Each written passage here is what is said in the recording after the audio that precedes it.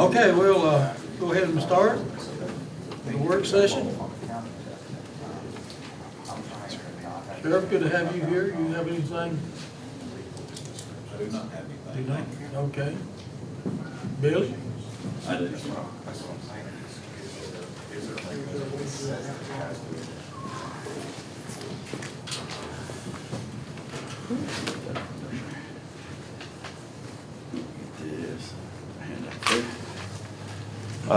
I'm addressing a problem that I brought up to us back during the summer about the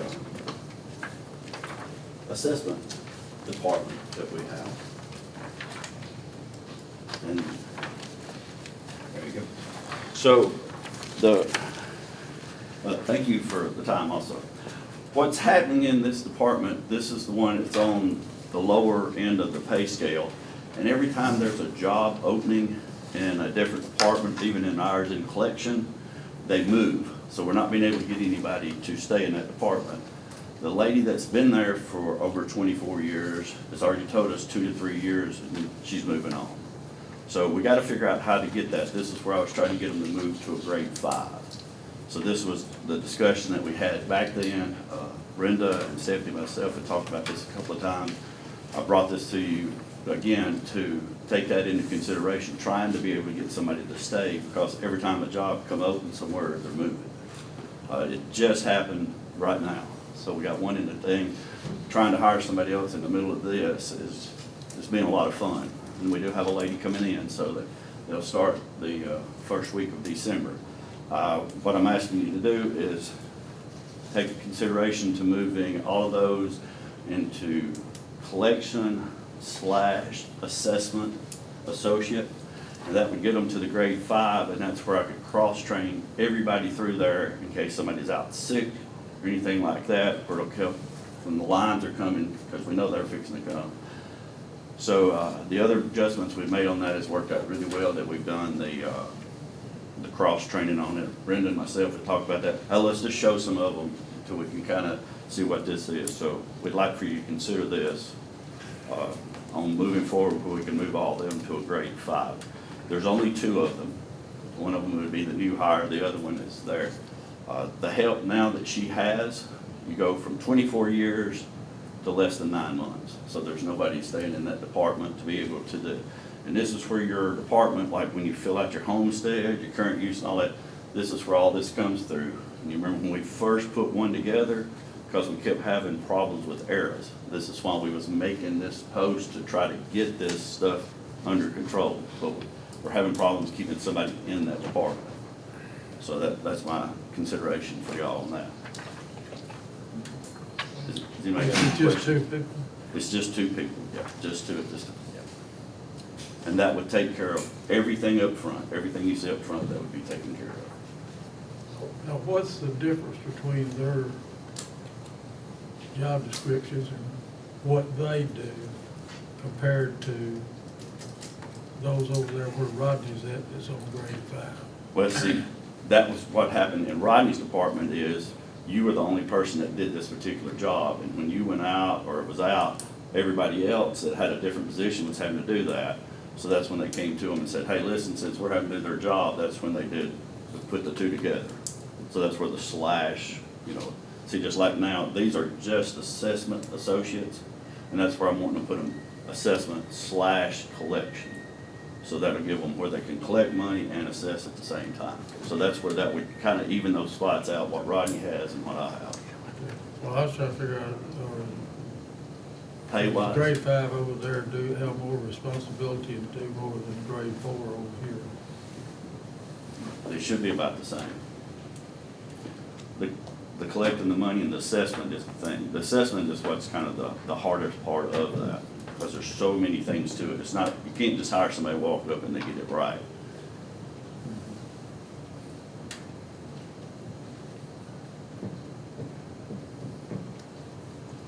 Any other questions on that? Thank y'all for considering that. I do have another thing I would like to tell y'all about. I have mentioned this before, so I've got us some data on this, so we'll kind of have a little bit more of a, oops, sorry.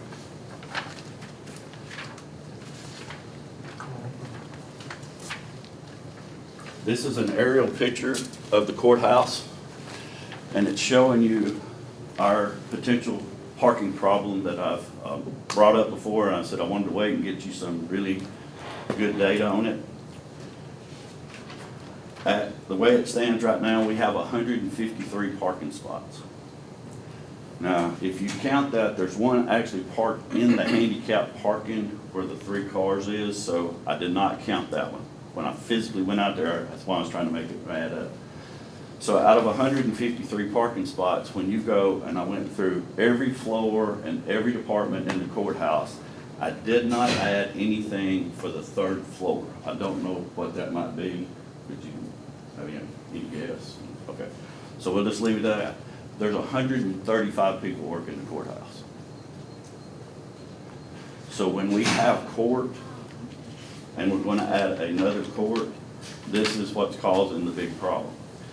The reason I'm addressing you to this, I used to be the chairman of the parking committee in downtown. When they close this parking deck that we have now currently, a lot of the people from City Hall are going to come and park in the parking lot. We have some businesses parking there also, so it's just going to get more congested. So this is one of the things I just wanted to bring to you. Talk about potentially giving the employees, the staff members of the courthouse, like, here you go, here's a thing to put on your mirror or something, saying here it is. And for the jurors, say, here you go, here's a thing like you get at a motel. It's good from, January the 1st to January the 7th, something like that, to try to get ahead of this before this happens, because that parking deck will be closed very soon. Not according to the paper. The paper said they're not gonna close it. There's no Oh, they paper. changed it, okay. Okay, so that's good, that'll It give us is a little bit coming. more time. That's what it said in the paper Sunday, or Saturday. I walked through the new parking deck, there's very few cars in that new parking deck. $4 a day is gonna be a little tough in Florence, so. I just thought we'd mentioned this once before, and I just wanted to give y'all some hard numbers you can look at. How many employees do you have there? In mine, we have, 22. We have parking spots. I can give them, if they don't mind, most times they don't ask for them. Right. Free. I told Because them. they don't walk across, they don't wanna walk across the Yeah. street. We have some spots still available over there. I did tell them what you told me. Yeah, Brenda did volunteer some spots over there, if somebody wanted some. So, I just thought y'all just might want to be aware, so there's just somebody just saying, hey, we've got a parking problem. I just thought I'd get you some hard numbers out. That's what I did to that parking deck. When that thing was originally done, I actually went through and counted how many parking spots there was and how many was used. Picked a random Tuesday at like 10:30, random Thursday went at 2:30 in the afternoon, where I actually had a fairly good account, not for lunch or any of that. So they knew a hard number when they built that new parking deck. And they even paid somebody to give them the same information I did. I did it for free, they did it for $40,000, so it looked like I at least got some water out of it or something. But that was just something else, it's a concern. I know we got stuff we were looking at down the road. This is some stuff we might want to look at down the road. So, that's about 135 workers, that's about 18. How many, when the new judge is here and everybody works in that court, how many workers will that be? 3 or 4, 3? Three. 3 more. Okay, it's not bringing a whole lot more No. workers, it's just the fact of Yeah. 3 to 4. people coming to a courthouse can't find a place to park, that's what the Yeah. bottom line is. And again, did y'all get the pictures I sent you from that? I know yours had some problems, so you kind of see what's kind of happening to that. But again, they're just trying to do the best they can with what we got. Okay. Any other questions on that? That's all I got. Appreciate your time. Thank you very much. Thank you.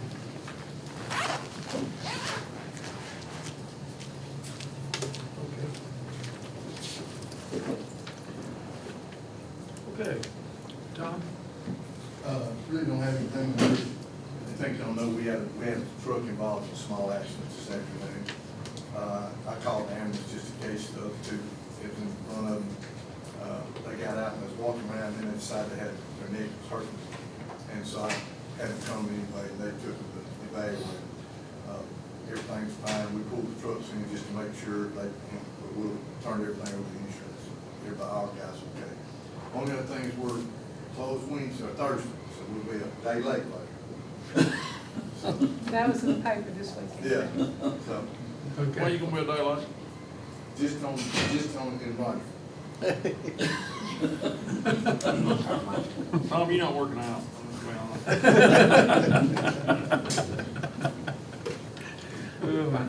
Okay, Brad. Thank you, Mr. Chairman. I have nothing for the commission today. I hope you and your family have a happy Thanksgiving. You too, buddy. You too, Brad. All right. Chris? Nothing further than I've already discussed. Okay. Roger's not here. Okay. I guess we could, anybody need the department head? Eric. Oh, where did Miss Eric Eric's get? gone. I know, I left him, I was wishing. I know Eric don't have any. I've got a short working session, I've been here since 9 o'clock. Sorry to mess up your holiday week. But you know, Bring it on. yeah, sorry. Meadowbrook, section 3. The third section of that subdivision, Danny Putman is the developer, down in Center Star, it's up off of 31 behind, total down to 72, we don't need 20 years, that's what I say. This is 14 lots. The first map there, map number 4, that's the copy of the plat, and that second page is just kind of showing you the outline of the subdivision. You'll see this new section will be an extension of this little road right here.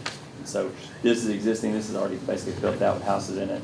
They're just now building houses in section 2 in the back, and this will be that third section. So this has actually been a good little development, been doing good, the roads have turned out good out there. There were some water concerns at the front, but I think they've got that squared away. So it meets our requirements, and so I'd recommend putting it on the agenda. How many houses will that make in all? Well, that's lot 55 is the top one I see, so I'm assuming it's 55. And one of those is a pond, so it's probably just over 50. Is he gonna do it, planning another one after this? Yes, so there's a couple more. There's a stub street right here. We'll basically do another cul-de-sac off of that, and then he's got room to do more in here. So I would guess probably 100 total. So it's been a nice development. I talked to him actually driving over here. He's ready to go. So You just need a resolution saying we're okay with it. yeah. The next thing, just kind of a heads up. We are I'm map heavy tonight, giving y'all visuals. We are currently in the process of upgrading, and I thought with Mr. Nix being on board now that I would do a real quick run through of what we do on this process to remind you if you get a phone call, and also anticipate someone showing up today to help me with this. So the County Road 505 is this road. It goes like this. It connects 2 paved roads. It's probably a mile long total. Our process is as this. If it's a dirt road, we have a prescriptive easement, which means prescriptive right-of-way. So we have a right-of-way, we have a legal right-of-way to maintain that dirt road. But we just have, when you ask me how big is that right-of-way, well, prescriptive means we have what it takes to maintain the road. So if we've been maintaining this dirt road however wide, whether it's 10 foot wide or 50 foot wide, whatever we've always been maintaining, that's the right-of-way. So it's subjective, okay? So every time since Lauderdale County's been paving roads, before we pave a road, we require a 60-foot right-of-way. We get 30 foot from the center of the road on both sides. Homeowners, all property owners have to sign saying that they will dedicate the right-of-way. And on the paperwork that they sign, it says, inside that 60-foot right-of-way, we will clear all trees and fences. Now, we will clear them, but we don't pay for them. So if somebody has a fence, they need to move it back, they have livestock or whatever, we'll remove the fence, they can remove the fence, whatever, but we don't pay to relocate it. So that's been our long-standing policy. Now, I will say, the majority of the dirt roads that we have now, I can probably take you to them and show you which tree or fence is the holdup.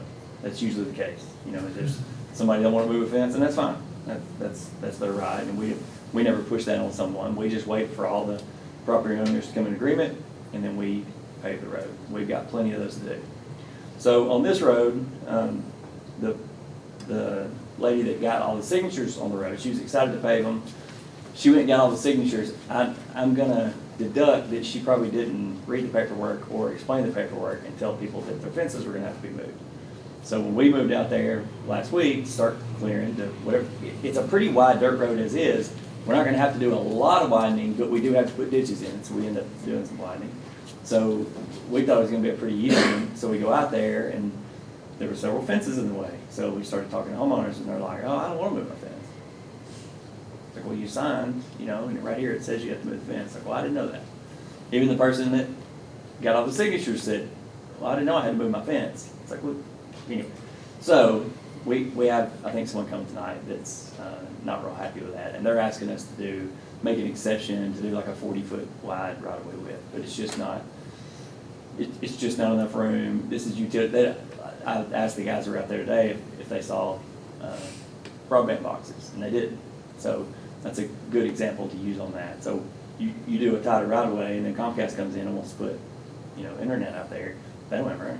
There's nowhere for them to go. So 60 foot is for us, and it doesn't leave much room on the back, but it does allow for utilities, water, whatever. So, so I just kind of want to give you all a heads up on that in case you guys come. And it's, you know, my policy has always been we stick with 60 foot.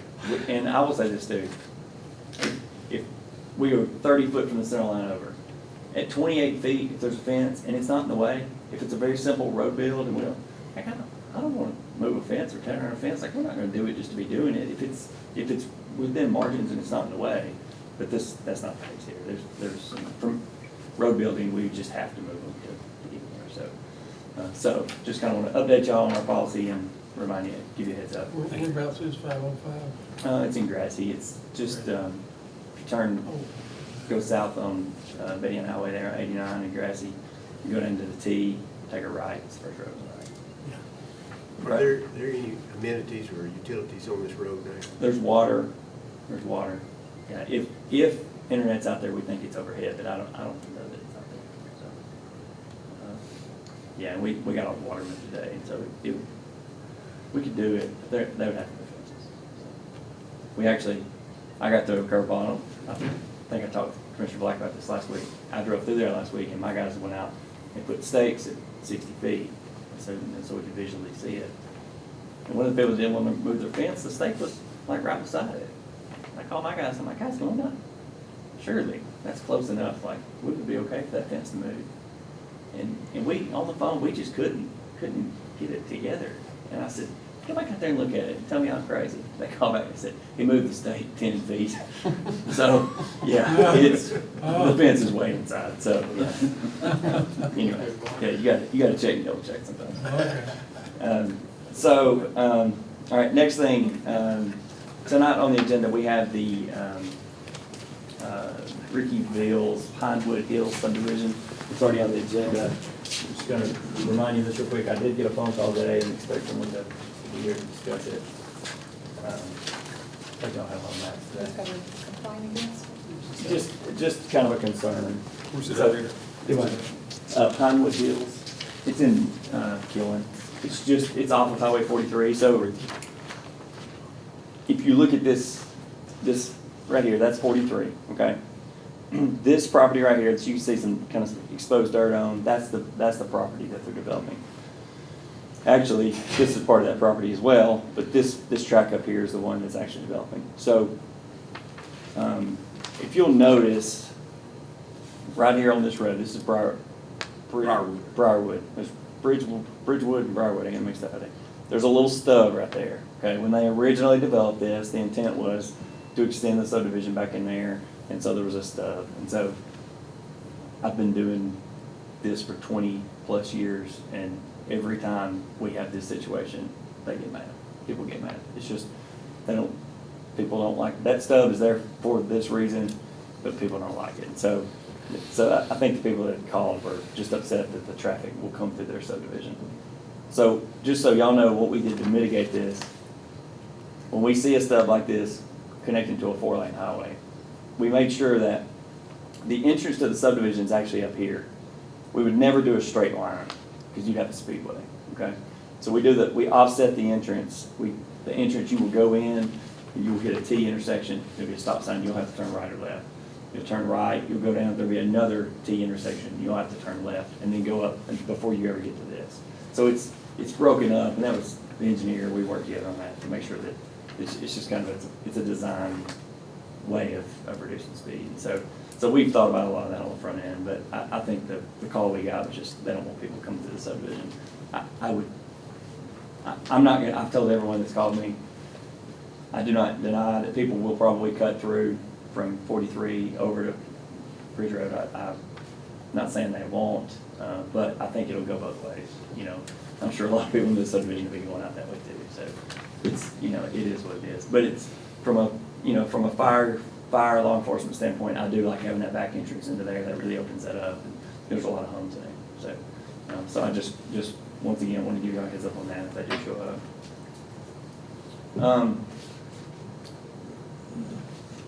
Speaking of people showing up, I told y'all, I got a line up.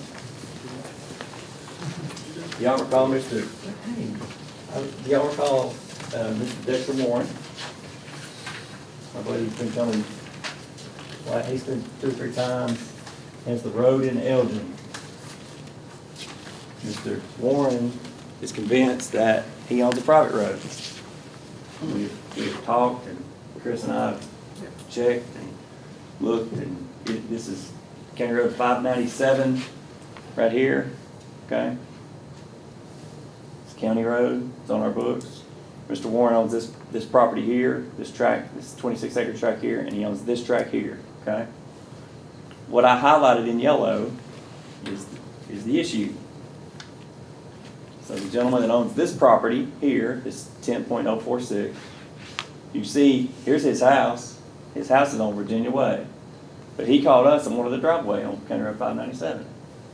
So I go to our tax assessor's website, look at this data, and while I know this isn't a legal survey, it's still got the best data we've got to go off of. And it shows the tract, both of these tracts having road frontage on that road.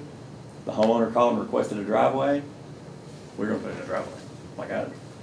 Me and Chris had talked, and so I told Mr. Warren many times, if something's wrong with the website, or if you think that he doesn't have access to your property, you get a survey and you show me that guy don't touch that road, and I won't put a driveway up. I'm just trying to serve the people. And if somebody has a legal right to something, we're gonna do it. But if they don't, we're not gonna do it. So that's what he's gonna do. It's what he's told us that before. It's what he's gonna do. Well, he ain't done it. So the gentleman called back about his driveway. I did a work order. I just put it through the system, just did a work order like you just called the first time, did it. My guys go out there, and I think that's when Sheriff Hamilton got involved. And so, because when we were doing it, we started doing the work, and Dexter showed up. He was very upset, parked his truck in the way, so we couldn't dig it, and demanding that I come out there or whatever. So I talked to him, and he and I are okay. Me and I are okay, but I keep telling him, you've got to prove to me that this ain't right. And so he has told me, I told him, what's today? Today's the 25th. I give him a deadline. I think it's a week from today. It was a week. Was that last week we talked about that? It'd be a week from today. I said, you get me a survey give me something before Monday week, and we won't do it. But I said, if you ain't showed me something by then, we're putting that pipe in. I said, if I gotta do it with the sheriff out there with us, we'll do that. But this guy's got a right to it until you prove he don't. And so he swore up and down he was gonna produce something before next Monday. So, and I think he may have. I would expect him to be here tonight. But like I said, if y'all want me to do something different on this, I don't know what else to do. I mean, he's convinced that it's a private road, and if that guy doesn't have access, his confusion is there's a fence over there, and I think it's on the like when you're looking at this, his fence is on this side of the road, so I think he just thinks he owns all of the road, but who knows? He's seen this. I'll show you. So that little sign thing there is County Road? County Road 597? Yes. Yes. So really, his issue is more, he thinks he owns that land, more so than the county road. Yeah. Right? Yeah. Now look, and like I told him, like, if my ink pen, if his fence is really on this side of my ink pen, and there's a 50-foot gap between the road and his property line, I told him, this is a different conversation, you know? Now, where it's gonna get real hairy, and I guess me and Chris will figure this out. If it's 5 feet, it's tricky though, because, man, them dirt roads move, you know, I don't know. That's where it gets hairy. Prescriptive right of way, you know, it's not like, there's not survey pins on the ground, sure. So he's going off the fence, but who knows if the fence is. Here's what's gonna happen though, Eric.